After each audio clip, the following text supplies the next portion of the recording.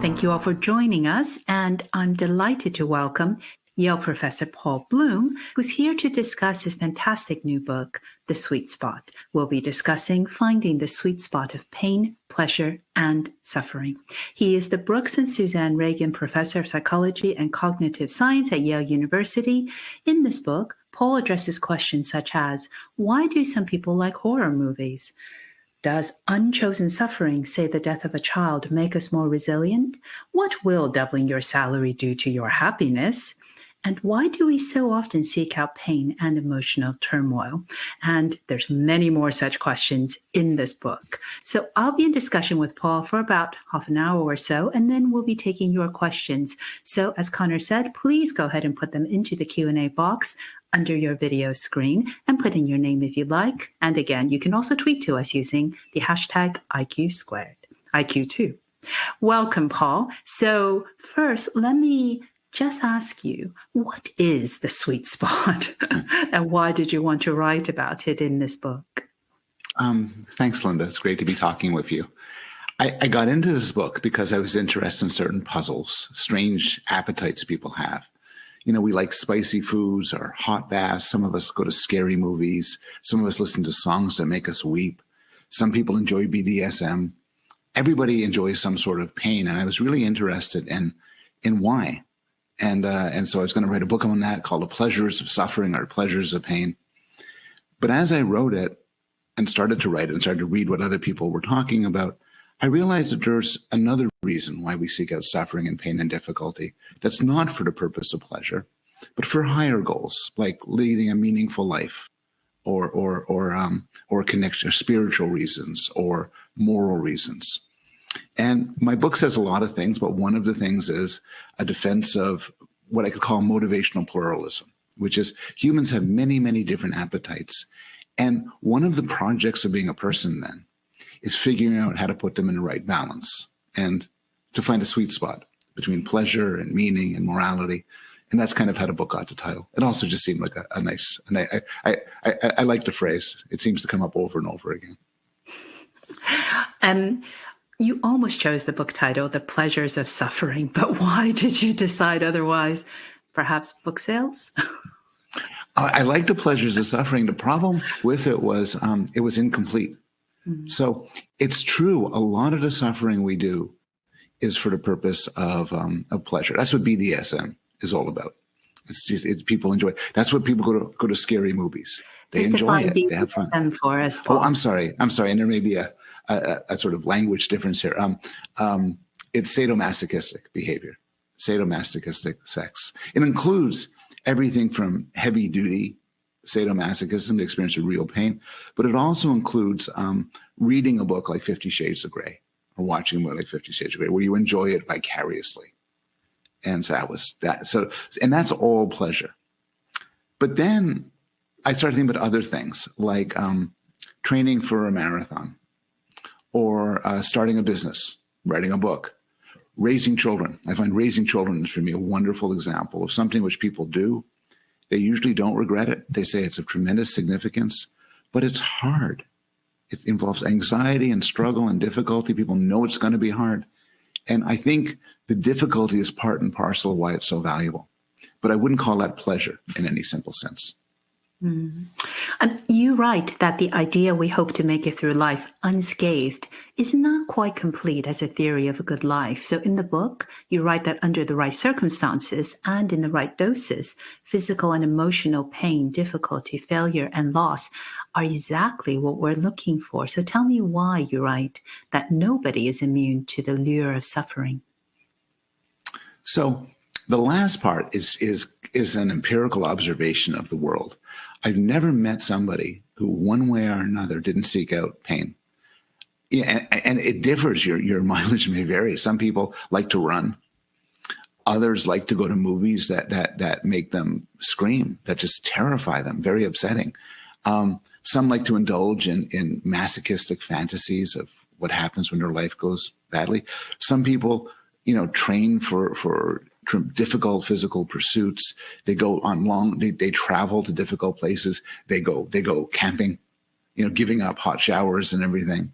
And for all of these things that people say, yeah, I know it hurts. I know this is going to be hard, but that's part and parcel of what makes it important. You write about two forms of chosen suffering. So you mentioned there the experience of a marathon that gives pleasure. And secondly, the part that is also, I think, probably not discussed as much is that something like a marathon could be part of a life well lived. So just tell me about the importance of chosen suffering for something like that. That's right. And it's an important thing to talk about right away. I wrote in the Wall Street Journal a summary of my book a couple of weeks back. And right away, I got a very angry letter from somebody who says, I lived my whole life in chronic pain, terrible pain. Who are you to tell me this is valuable? What do you know? And I pointed out, you're right. I'm not saying that bad stuff that happens to you is something we should welcome. Chronic pain, the death of a child, a violent assault, that's bad stuff which happens to people. And I think we could talk about how resilient people are and the stories people tell, but that's not what I'm arguing for. I'm arguing for the suffering we choose. And the suffering we choose could come in roughly two flavors, though there's cases which sort of overlap. So one flavor is we really seek out the suffering. We seek out the pain. So I'm going to eat some really spicy food. And I know it's hot. I know it's going to burn my mouth and make me sweat and make me gasp, but I like it. I'm going to go to a hot bath that's really going to fry me up, sauna or whatever. But we see a payoff at the end. We see some pleasure at the end. So that's one sort. A second sort is a bit more complicated. Somebody might say, look, I want to train for a marathon. I'm out of shape. I want to train for a marathon. When you say that, you're not looking forward to blisters. You're not looking forward to muscle aches and disappointment and maybe failure. But if you didn't know it was difficult, if it wasn't hard, it would have no value to you. So it's not that we say, I want to do really unpleasant, difficult experiences. Rather, some of the time it's, I want to do things which are meaningful and important. And I know those involve difficult experiences. So tell me more about benign masochism, a term that you use in the book. It's a lovely term thought up by Paul Rosen. And the benign part is important. These are not cases where people mutilate themselves or give themselves excruciating agony. It's little things. It's, you have a sprained ankle and you press on it a bit. You have a sore tooth and you poke it with your tongue. You listen to a song, there's a really sad song and you're kind of in a bad mood and you listen to it. Adele always does it for me. And you kind of get a little bit of sadness. You sulk. You nurture old wounds. Through choice, you put yourself in a bad space, either physically or emotionally. And a large part of my book, the sort of first half, says, what's up with this? Why are we doing this? And I think there's different explanations, one of which is contrast. This is the simplest one, which is sometimes we play with pain to give ourselves greater pleasure in the future. You might put some really spicy foods in your mouth, and then you drink some cool beer and you feel great. You might go into a hot sauna, then dive into a cool lake. You might see a movie where all these terrible things happen, but then the hero gets revenge at the end and all is good. And so we play with contrast. So that's one thing going on in benign masochism. Another thing, just to put it on the table, is that we like to sometimes escape from ourselves, escape from our consciousness. Sometimes being a person with our self-consciousness and our guilt and our shame and our worries and all that is oppressive. Certain sharp experiences pull us away from this. I tell in my book the first time I ever did a Brazilian jiu-jitsu and I was sparring, I was rolling with somebody and this person was much stronger and much younger than me, like everyone else in the gym. And for 3 minutes, he basically repeatedly tried to pull my head off of my body and twist my arms off. And in some way it was painful and difficult and kind of scary. But I realized afterwards that during that time, I thought of nothing else. My mind was clear. I wasn't thinking, how am I looking? I hope my kids are okay. And some things like BDSM, sadomasochism, rigorous exercise, intense focus will do that. You'll lose yourself. And there's a lot to be said about that. I want to explore some of this in our discussion, but I want you to first tell the audience the story of the Twilight Zone episode that captures this idea that this omnipotence is boring. Yeah, I saw this when I was a kid, original Twilight Zone, and and I think there's a real wisdom in it. The story is there's a terrible mobster and he dies, and he wakes up and he's in a lovely hotel room, beautiful view of the river, and he discovers, and he has an angel guide, and the guide says, you can do whatever you want. And the guy says, wow, I didn't expect this when I died. I thought I was a bad person. And says, yeah. So he gets all the sex he wants and the power, and he buys stuff, and everything comes to him easy. He plays poker with his buddies and wins everything again and again and again. And he starts to go crazy. And he says, this is horrible. And he finally says to the guide, I have enough of heaven. I want to go to the other place. And the guide says, why do you think this is heaven? This is the other place. And one version of hell would be you get what you want all the time. And it would strip every activity of joy. And it's complicated. You and I decide to play poker together. I'm looking forward to it. And I don't want to lose. I want to win. You want to win. But if we knew we were going to win, we wouldn't even bother playing. Too boring. The idea of risk and anxiety and a possibility of loss is just integral to these sort of activities. So tell me about how the brain grades on a curve. And that means the secret to happiness may be unhappiness, as you set out in your book. So this goes back to the idea of contrast. We don't process experiences in terms of absolutes. The temperature water feels like when you stick your hand into bath depends a lot on what the temperature air is and what temperature it used to be. Something, and it's the same with experiences like pain and pleasure. So something, and they've done laboratory experiments, and something that's kind of mildly unpleasant, if you were expecting it to be much worse, could actually feel pleasant. And it's true more abstractly. You lose $10 in a game, and that's pretty bad. But if you thought you're going to lose $100, that's good news. And so we play with contrast. And one of the ways we play with this is if you have some negative experiences, and then you have sort of a neutral experience coming right afterwards, the neutral gets boosted by the comparison with the negative. And I think we play with this a lot in sort of putting ourselves in mild, painful experience or difficult experiences for the release. It all breaks down to the silly joke my dad told me when I was a kid about the guy who bangs his head against the wall. And I said, why are you doing that? And he says, it feels so good when I stop. And, it's a dumb joke, but to some extent, we do some of this in our everyday life. And, there's all sorts of things that go on, for instance, when we choose to go for a lengthy hike or camping, there's a feeling of mastery, there's connection with nature. But also there's the fact that when it's over, we feel so good. And we look back and say, look what I did. Thank goodness this is in the past, but look what I did. I feel great about it. So staying on the theme of happiness, for experienced happiness, you cite a study that shows that money matters only up to about $89,000. So that's about 66,000 pounds. But when it comes to life satisfaction, there's no leveling off. So tell me about this contrast. Yeah. This is some work by Danny Kahneman, brilliant psychologist who won the Nobel Prize for it. And he points out that when we talk about happiness, everybody says, I want to be happy. But happiness means at least one of two things. One thing is your experienced happiness. Like, so I give you an iPhone app, and then it beeps every once in a while. And then when it beeps, you say how happy you are. And like, I'm 8 out of 10, I'm 7 out of 10, I'm 9 out of 10. And then I could figure out how happy you are on average for your whole life. And that's your experienced happiness. Another way, though, is I could ask you, Linda, how happy are you? Just take a few minutes and think, a scale of 1 to 10, or how good is your life? Give me the answer. Just think about things.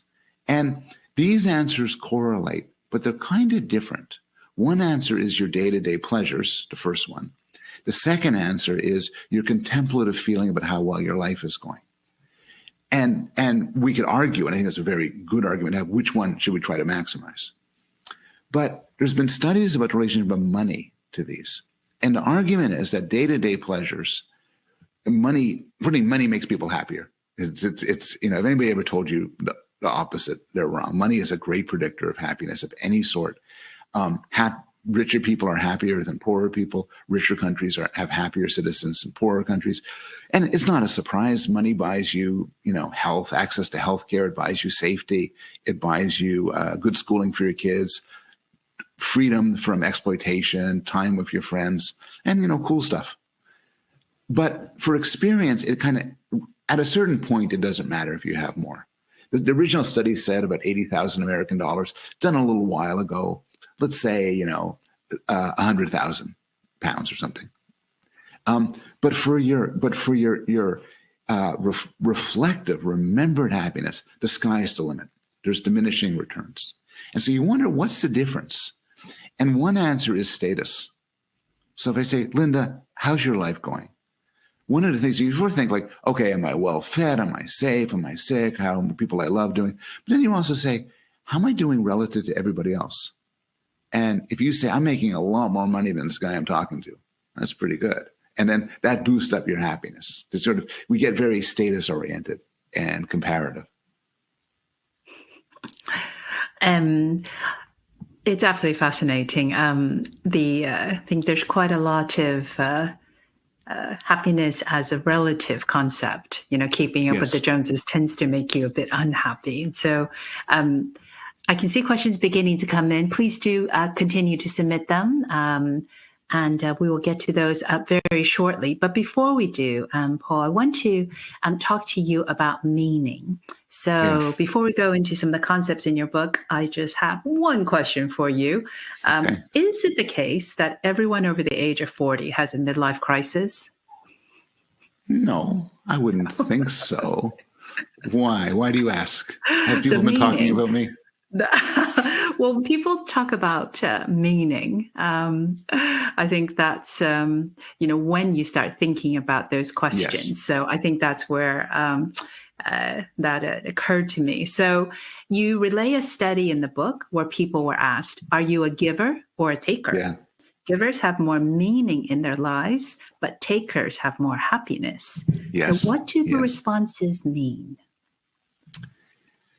It's really interesting. And it goes back to the idea of pluralism, that there's more than one way to live your life. There's more than one thing to focus on. And some of it, I don't want to be too glib about answering your midlife crisis question. David Brooks has a very interesting book called The Second Mountain, where he points out for a lot of people, and this is not cross-cultural, this is kind of something, in Western countries, but, and I think it's just a group of people there. But sometimes people say they strive for pleasures, for happiness. Then they get to a certain point and they say, well, okay, let me go for something deeper now, something more, you go from the sort of virtues that you'd want on your CV, on your resume, to the virtues you want in your eulogy when you're dead and people talking to you. And to get a sense of this, of the different priorities people have, there's a lovely study by Roy Baumeister and his colleagues. And what they did was they asked people a bunch of different questions. And one question they asked people was like, how happy are you? Standard question. Other question is, how much meaning do you have in your life? How meaningful is your life? Now, one thing I always have to stress here is these answers are correlated. So you have a lot of people which are high in one and zero in the other, but they tend to go together. So if you tell me you have a meaningful life, you could still also have a happy life. But now let's look at people who go for one versus the other. And you're exactly right. There's a different profile. Happiness is associated with good health, with money, and associated with a relatively easy life. Low stress, low anxiety, low difficulty. Meaning is less associated with happiness, less associated with money. In some studies, negatively associated with money. And also associated with difficulty and struggle. And interacting with people and maybe helping people, but it's hard. And this shows up all over the place. There was a study of 2 million people looking at the jobs they had and asking, how meaningful is your job? And it turns out the jobs that are most meaningful, number one was being a member of the clergy, being a minister or a priest or rabbi, whatever, social worker, educator, being a member of the military, medical professional. And a lot of these jobs on the top of the list, most meaningful, they don't pay well, they're low status, and they're tough, but they're meaningful. And there's a lot of other jobs which I think have a lot of pleasure, give you a lot of money, but they do lack meaning. Mm. And you write about suffering as a part of meaning in the book. So you talk about the movie The Matrix. I have to say, I've watched The Matrix. And the computer designed world. Tell us that story and why that captures this so well for you. Because after reading your book, I now get that scene. Well, I tell a story. I tell an origin story that was told in The Matrix. If you haven't seen the movie, just skip over this part. But where Agent Smith is explaining to Morpheus. Yeah. Morpheus, that's right. I think it's Morpheus. How the world came to be, and because the idea is the world is a computer simulation that most of us live in. This is the story of the Matrix, the classic philosophical story that they drew from. And said, we once tried to make you a paradise that every need was satisfied, and it broke. You didn't survive. You need suffering and pain. You need struggle, or else it doesn't work. And I like the Matrix story. Can I tell one other quick story? It's not from me. It's from Alan Watts, the guy who brought Zen to the West. And he tells this story of you go to sleep and you find yourself having a lucid dream. You could dream whatever you want. He says for 90 years of experience, whatever you want. And he said, you would have the best time ever. Sex and love and adventure and great food and parties and everything like that. And then you wake up, you live your day, and then you go to sleep again. And there again, you have another, 90 years. He says, you wouldn't do the same thing over again. You say, well, let's make things difficult. Let's throw some failure. Let's do it. Because sometimes you try something, you lose. Sometimes you think it's easy, it's going to be hard. You put in struggle and difficulty and complexity. And then the punchline is he says, maybe this is the world you're living now. This world that contains all of these. You think you might want the first world, but this is the world you want, and this is the world you have.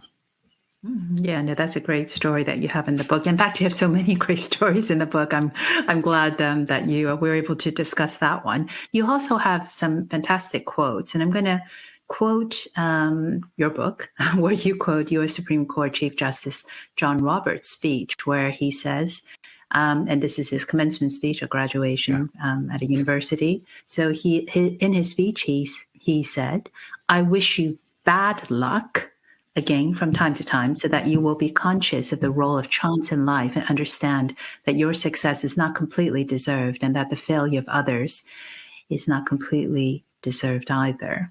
So tell me about this quote. And I think in your chapter on suffering, you do make a distinction between the chosen suffering that we discussed before. So be great to come back to that and think about this speech and what we've been discussing. I think you're right. I think there's a great big difference between the theme of my book, which is the suffering we choose and how this gives both pleasure and meaning, and bad stuff that happens to us, the stuff that John Roberts is talking about. And I quote him with respect. It's a nice summary of an idea. I'm not sure he's right. I'm not sure. There's some data suggesting that people who have experienced no suffering at all, no bad things ever happened to them. Sometimes people make it to the age of 30, 40, and they're unscathed. They've never been assaulted. Nobody they love has died. They've never had a failure of any sort. And those people, there's some evidence that they have low pain tolerance. They tend to catastrophize, that they're less kind, and that some suffering is needed to get through the world. But I don't think you need that much. And I think the idea that Nietzsche, the famous Nietzsche quote, what doesn't kill us makes us stronger, is one of the stupidest things a smart philosopher ever said. Because sometimes what doesn't kill us really messes us up. It could give us PTSD, it could traumatize us, it could make us meaner and harder. I just think that life is full of suffering enough. And the claim that, you all need more, I actually don't buy it. And I think there's part of it which is actually cruel, in a sense that if you tell me something bad has happened to you, I'm not sure I want to come back and say, well, such an opportunity for growth. You're so lucky this bad thing has happened to you. This will make you better. I think a more realistic response is to remind you that most people are really resilient. Resilience is the rules. PTSD, post-traumatic stress disorder, that's the exception. You will get over this. But I don't have to tell you, you better improve. Most people don't. Most people get over it. Most people survive. Mm.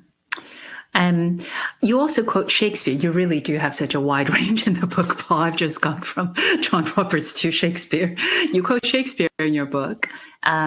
There's nothing either good or bad, but thinking makes it so. So you give that quote in the context of saying there's something even greater in terms of a greater truth about the good life. So tell me what that is. I like that quote because it applies to many things. I think it particularly applies to what we were talking about before about contrast and benign masochism. So, imagine your heart is pounding, you can't breathe, you're soaked with sweat. Is that a good experience or a bad experience? Well, if it's happening to you right now, it'd be a bad experience. You'd say, oh, I'm having a heart attack. This is horrible. On the other hand, if you're finishing off a marathon, it could be a glorious experience. Suppose you're scared out of your wits. Well, is it because there's an intruder in your house? Or is it because you're in a haunted house having a good time? And so on and so forth. Our feelings, physical and emotional, aren't in themselves good or bad, but thinking makes them so. How we construe things makes a huge difference in our experiences. Fascinating. In the acknowledgements, you thank someone for nearly persuading you that the whole idea of this book is deeply confused after you had finished writing it. Dare I ask what he said to nearly persuade you? Yeah, this is my good friend, Your Dan ex-friend? Gilbert. My ex-friend, whenever I talk about him, he doesn't want to be talked about. My good friend, and if you look at my book, I cite his research more than anybody else. He does these brilliant studies, these clever, brilliant studies. And he is a hedonist. He thinks my motivational pluralism is silly. He thinks in the end, all there is pleasure, and all there's worth doing is maximizing pleasure.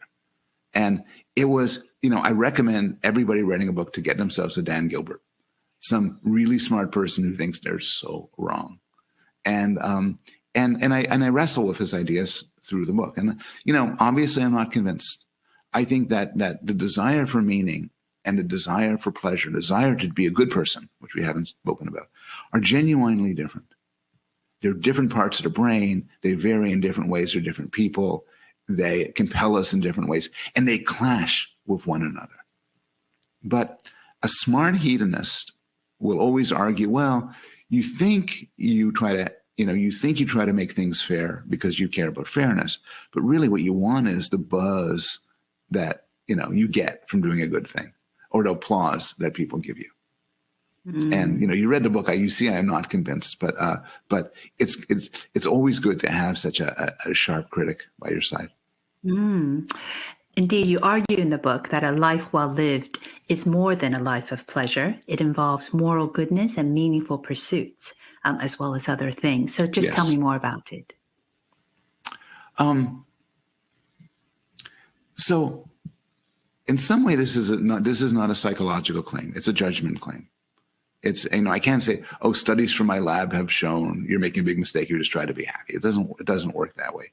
It's fundamentally a moral claim about how we should live. And I'll tell you one more story, which was intended to illustrate this point. It's by the philosopher Robert Nozick. And Nozick imagines an experience machine. And now we're actually going back to the Matrix a bit, where they plug you into a machine, and for the rest of your life, you just lie on a bed, the rest of your natural life. And you have the experience of the best life ever, of success and love and purpose. But of course, it's just all a dream. It's just plugged in. And he asks, would you want to get plugged into the machine? And a lot of people, including him, including me, say no. And we say no because we don't just want to have the experience of doing things. We want to do things. we say no because we want to make the world a better place, not just think we made the world a better place. We say no because if we plug ourselves into the machine, we're abandoning everybody we love. And I couldn't bear to do it. Even though while I'm in the machine, of course, I never think of that. And to the extent you're pulled by this, to the extent you sort of say, yeah, those other things matter too, you're also a motivational pluralist. Absolutely fascinating. A reminder, I see the questions coming in. I'm going to turn to the questions in just a moment. So please, if you'd like to ask Paul a question, put it into the Q&A box under your video screen. If you'd like to tweet at us, use the hashtag IQ2. So Paul, before I turn to the question, I want to come back to your own experience of being in a flow state. So you talked about training for a marathon. You write in the book about learning to code. Tell me how you realized you wanted to spend more of your life in the state of flow and why it made you happier and more fulfilled. Yeah, for me, the catalyst was reading Mihaly Csikszentmihalyi's book, Flow. And I read this late in my life, but it had this tremendous influence on me. And he describes flow, and sadly he passed away a couple of weeks ago, actually, after this wonderful life. But he describes what a flow state is. And the best definition for me is a flow state is between, you're not bored, you're not anxious, you're in this sort of sweet spot. And you're so immersed, you lose track of time. You forget to eat, you forget to pick up the kids, you're just totally lost in it. And in this book, he describes how trained athletes and dancers and musicians and artists and writers find themselves in flow states, sometimes for hours and hours at a time. Well, some people never get into flow states because it's difficult to get into flow state. It's a lot easier to watch TV or check your email or go on Twitter. But he made such a compelling case that, and I thought about it, and as I wrote this book, I thought about it more, that I'm trying to get more of that into my life and trying to shift away from things, oh, that'll be fun. That'll satisfy my immediate appetites, and think about things. Is it the right level of difficulty that I could lose myself in it? And I think that sort of thing is extremely rewarding. You know, I'd like to people to buy my book, but if you only buy one book, I'd buy Flow. I think Flow's great. Okay, you need to buy Paul's book. There's a tab on your screen. Yeah, use the tab to buy my book, but still, then buy Flow. And can never have too many books, but really, it's really a fantastic book and so many great stories and insights. So I really do hope you pick up a copy of the book. And I'm going to now turn to audience questions. They're just coming in. I'll get to as many as I can. The first one is from Sarah, who asks, do you think we live in a society that tells us to avoid pain to our detriment? People often say kids are too protected from pain. I think Sarah raises a good point. There are a lot of societies, and they differ in all sorts of ways. But I think we tend to live in a society that kind of values hedonism and values pleasure and fun, maybe a bit too much. And one way this is manifested is in the biggest revolution in our lives, which has happened over the last 10, 20 years, which is social media and streaming services and so on, which is you go through your life with constant prodding of don't try, don't work, don't struggle, stick your face next to the screen and pass out. Watch a show, watch YouTube videos. And I'm sensing this because I'm very vulnerable to this. I'm having problems sleeping and I pick up my phone and on Facebook and videos start showing up and then an hour's gone by and I've just lost it. And, the way I like to think about it is I think the CEO of Netflix once boasted that he wasn't competing with other streaming services. He's competing with sleep. And I think Facebook and Twitter and the like aren't competing with each other. They're competing with life. And they are offering you a simple, easy pleasure and highly incentivizing you to do it. And while, I don't want to sound like somebody's dad, but you should go outside and go for a run. You should lift some weights, read a Russian novel, have kids, do tough stuff. So yeah, I do think in some way there's a conspiracy against the right sort of suffering in our world. Mm-hmm. The next questions come from Raul, who asks, what is the function of pain from a psychological perspective? I've heard it's to tell the brain there's something wrong. Is that accurate? That is accurate. That is accurate.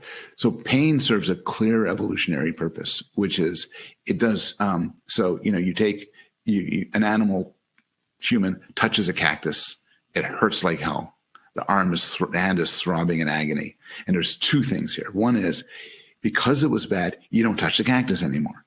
A critical learning experience. And also, now the hand is injured and it hurts, you keep it safe. You let it heal.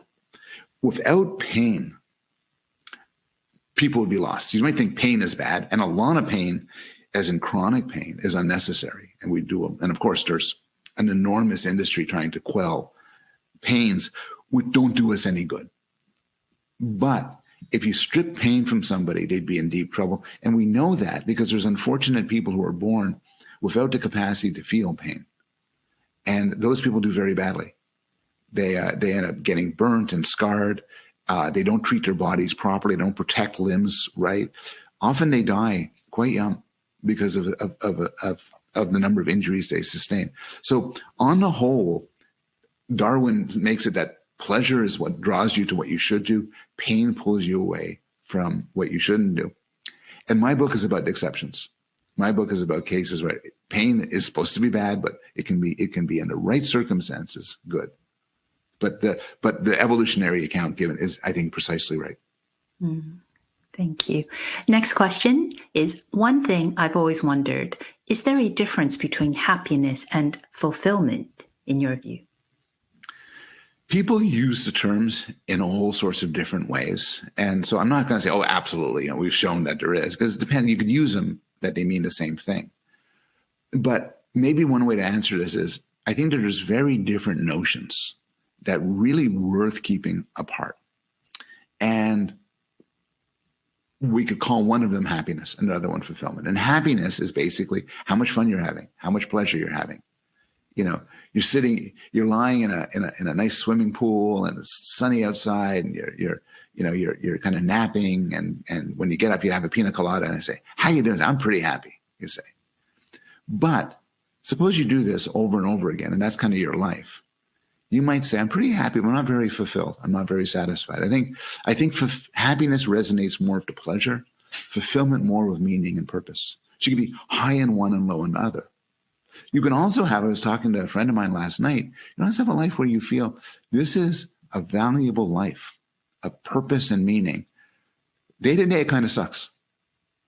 And, I'm very interested in the experience of raising children. And a lot of people with young children, really young children, or children with different disabilities, or teenagers, or maybe old children, kind of find it hard. And are they happy? No, my kids are driving me nuts. I'd murder for a good night's sleep. I wish I had some better childcare. I wish the house is so dirty, blah, blah, blah, blah. But are you fulfilled? Yes. So you do get this difference. Next question coming in, Paul. The question is, sometimes we know we should embrace some pain, but we're scared of being vulnerable. How do we overcome that? And asking for a friend was the last part of the question. Always asking for a friend. Well, everybody has a sort of level of pain and suffering that's acceptable. I like scary movies. Sometimes I'll scare the pants off me, and I'll get a pleasure from it. But if they were too scary, it'd just be upsetting and really unpleasant. I got my level. I kind of like to go for a good run sometimes. Would I run an Ironman triathlon? No, it would kill me. So I think it's not always a matter of saying, oh, I'm a bit trepidatious, but I should jump in. How can we get us to jump in? Maybe you're reasonably cautious. I think people should there's a sort of know thyself thing here, which is that, particularly when it comes to all these pleasures, everything from scary movies to spicy foods to sadomasochistic sex, it's really good to know what your limits are. Everybody has different limits and different things they like. Even something as simple as, how hot do you want your bath? How spicy do you want your curry? And it's not a matter of, oh, just hit the maximum, I'm sure it'll work out. Some people it's too much. So I guess the idea would be, and I'm in the cautious sort, is dip a toe in, try it, then try to ratchet things up. I don't know, try the 2-star chili before trying the 3-star chili, and then see what you like. Find your sweet spot that way. I think that's good advice when it comes to chilies in particular. Yes. The next question is from Tom in Derbyshire. Very interesting that the job market seems to be inverted in terms of meaning. Do you think this is something we can collectively change? It's a really good question. And it actually, my answer is I don't know. I mean, the forces that cause some jobs to be prized and pay well are often very different from considerations of either the value of the job or the meaningfulness of the job, and so on. In some way, it's not bad that meaningful jobs don't pay that well because they're meaningful. That's a good thing about it. Maybe you should give people a lot of money for jobs that are not meaningful, because then they have the money and then they could get meaning some other way. There's the issue of jobs and meaning is very urgent these days. There's something in the United States they're calling the Great Resignation or the Great Quit. I don't know. Is it there as well? It is, yes. And a lot of people are not going back to work, and a lot of this is because people's jobs are unrewarding and unsatisfying. The sociologist David Graeber talks about bullshit jobs, which are jobs, and sometimes they're sort of middle management jobs, which just they're doing nothing. You're just shuffling papers around. It's not even that they're terrible. They just provide no meaning because they have no impact on the world.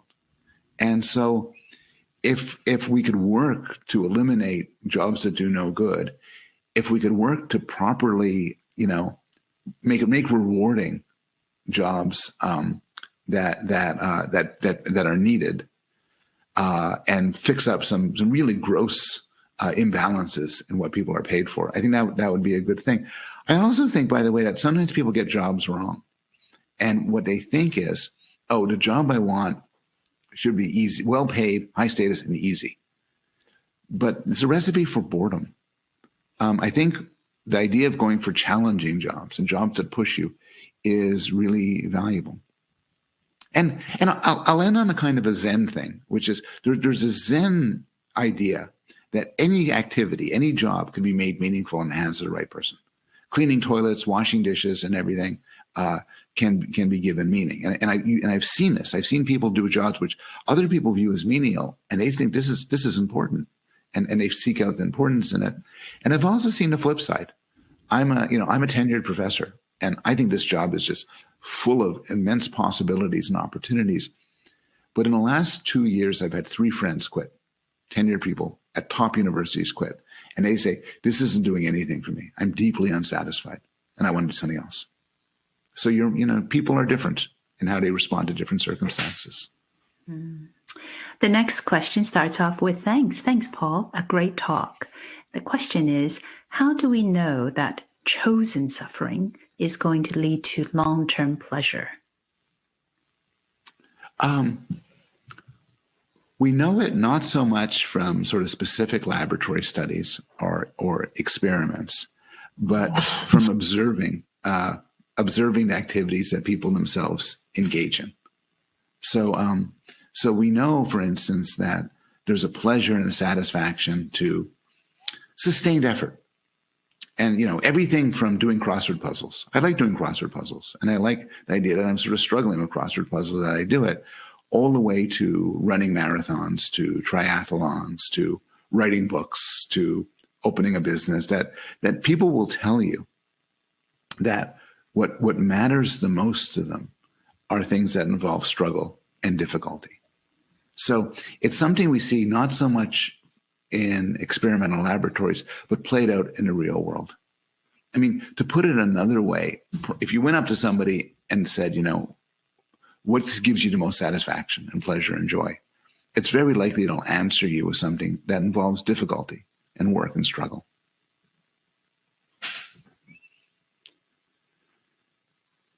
Oh, I can't hear you. I can't.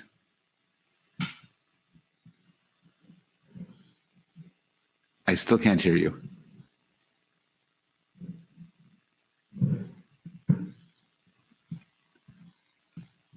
Could somebody tell us whether it's my problem or Linda's? Hear me now. There we go. That's right. I moved to speak. Maybe that was my fault. No, it's probably my fault. So the next question is, do you have any thoughts on drugs that induce pleasure, like MDMA? Do you think these would be valuable to be explored more?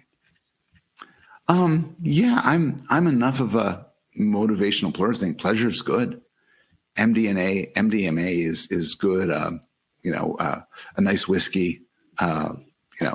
I'm in Toronto now, where marijuana is legalized, and it seems the whole city is in a cloud of pot.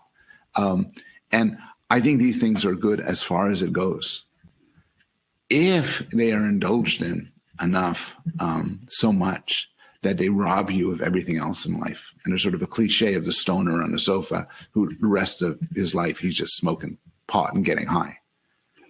Then I think it's tragic. But drugs that give you pleasure, as long as they have the right place in your life, and putting aside any other side effects they have, that's all to the good. There's nothing wrong with being happy. And then you also get to the case where, and this, I know this wasn't a question, but you get to antidepressants and drugs that are done to deal with clinical conditions. And there I think that they're very valuable. I don't think people find it very hard to do even meaningful, difficult things when they're depressed or anxious. So taking the drugs to pull you out and make you a more full person, I think has tremendous value. The next question, Paul. There is a big mental health crisis among young men right now. Why do you think that is?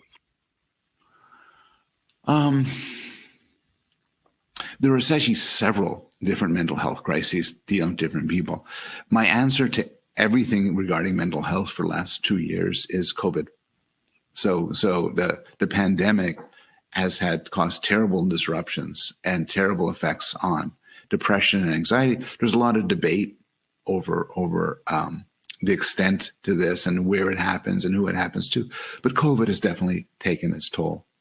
There are other factors in the United States, but I'm not sure elsewhere. There are what Angus Deaton calls deaths of despair. And these are actually tend to be localized in men, but not young men in their 50s and a bit older, who seem to have an epidemic of suicide. A lot of it is related to opioid addiction. And then there's the general fact, and this is not recent. This has probably been a problem for as long as there's been people. But young people often struggle with meaning and a lack of fulfillment. And I want to be sort of cautious here, because I don't think the evidence is strong. This is just speculation. But I think for a lot of young people, and maybe young men, they feel kind of at a loss. They feel they might have some degree of material wealth, particularly in a good society that has some sort of welfare system, but their lives lack meaning. And, the solution to this, one solution of this, is to pick up a cause, hopefully a good cause. And these things give meaning. I quote early in the book, Greta Thunberg, the young climate activist. She had this tweet and said, basically, I can't remember it off by heart, but basically she said, I was just miserable at home doing nothing, without anything. And then I discovered this cause, and it infused my life with meaning, and now I am transformed. And that is very, very typical. And we have time. I'm going to get to, I think, 2 more questions, Paul, in the time that we have remaining. Sure. We just had fantastic questions throughout. So thank you all for sending those in. I'm sorry if we couldn't get to all of them. So the penultimate question for you is, are you someone who subscribes to the idea that the decline of religion has led to people losing meaning in their lives? And Sarah asked that. Yes. I'll say this, saying that just before people think, whoa, where am I coming from? That I'm a secular atheist. I don't believe any of this stuff, but I'm very interested in religion. And religion is plainly a source of meaning for many people. And this brings us back to unchosen suffering, where as a secular atheist, if something bad happens to me, that's bad. Something bad happened to me. Somebody I love dies, I lose my job, my house burns down. That just is. But religion provides narratives. And I might say, well, God was testing me. Or everything happens for a reason. I'm sure this will come out better in the end. And religion provides a lot of narratives to fill your life with meaning. And I think that could have a huge benefit for many people. I mean, I said before that poor countries, people have lives of more meaning than rich countries. One reason for this is poor countries are more religious than rich countries. So yeah, there's a lot to that claim. Mm. And then the final question, Paul, going back to fear of pain, i.e. not risking for fear of pain, there are many people who are incapable of loving out of fear of getting hurt. What then, aside from a good psychologist, would be your answer to that?